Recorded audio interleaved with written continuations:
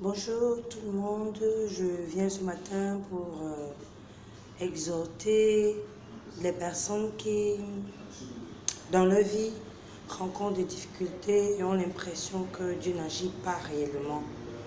En principe, Dieu est Dieu, il reste Dieu. Il est l'alpha et l'oméga et il prend soin de nous au-delà de nos attentes, au-delà de nos espérances.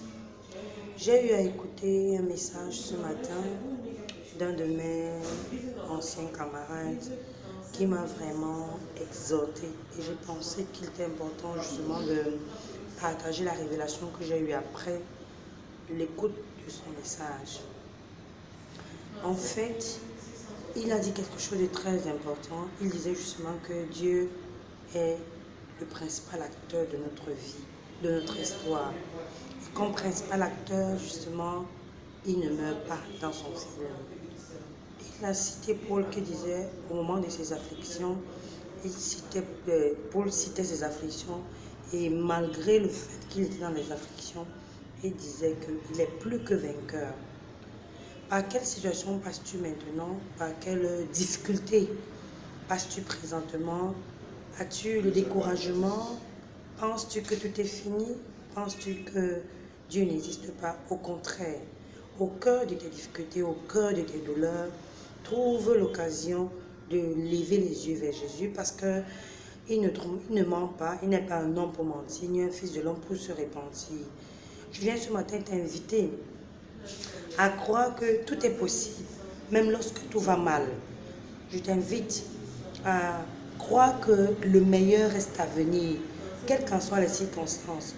Ne te laisse pas distraire, ne te laisse pas décourager par les afflictions de la chair, parce que Dieu a le dernier mot dans ta vie.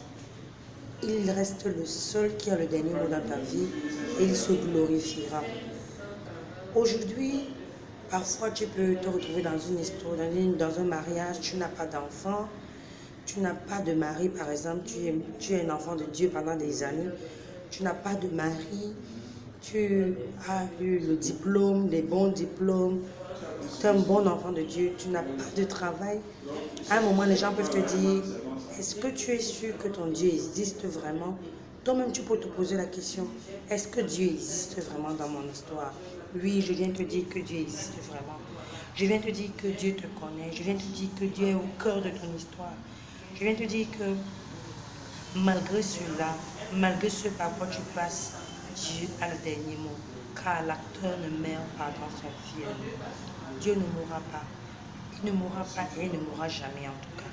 Il reste l'alpha et l'oméga, le vainqueur pour toujours. Sois focus sur ce que Dieu a promis pour toi.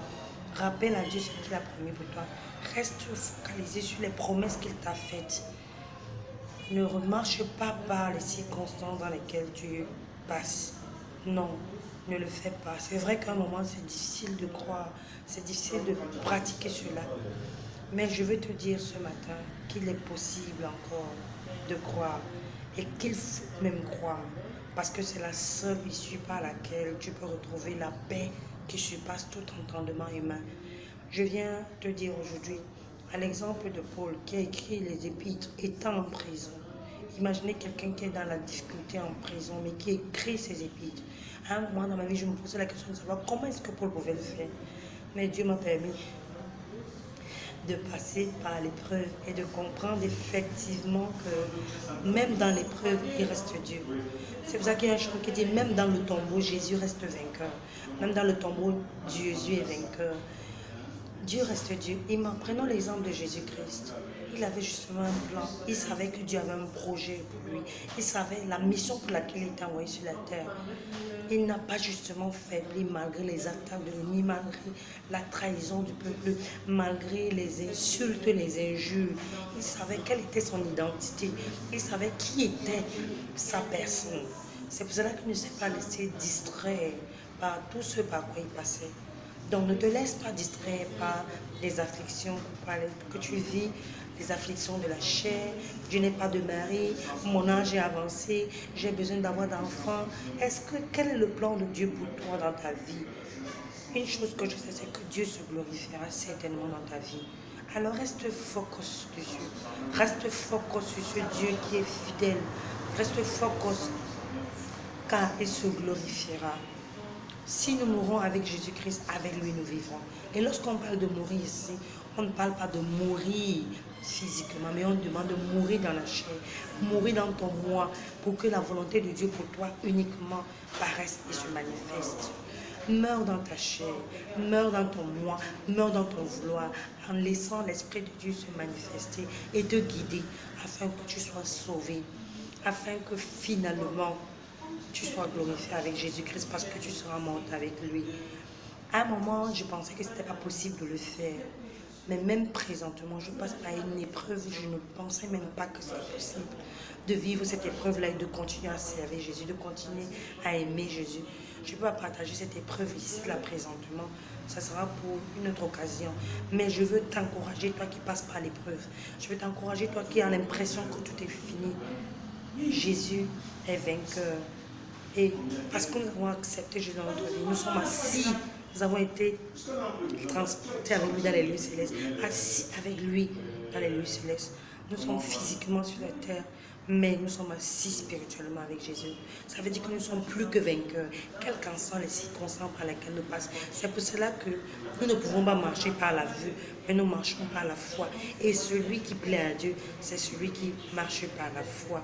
Je t'invite à marcher par la foi, afin que la volonté de Dieu pour toi se manifeste, afin que tu sois forte au cœur de l'épreuve, afin que même en passant par le feu, comme il a dit, nous passerons par le feu ne nous brûlera pas, et nous passerons par les eaux ne nous submergeront pas. Je t'invite, ma soeur, je t'invite, mon frère, à te lever, à confesser Jésus dans cette situation, parce qu'il reste vainqueur et il triomphera. Il triomphe déjà et il triomphera certainement au nom de Jésus-Christ. Restez bénis, bonne journée, bye.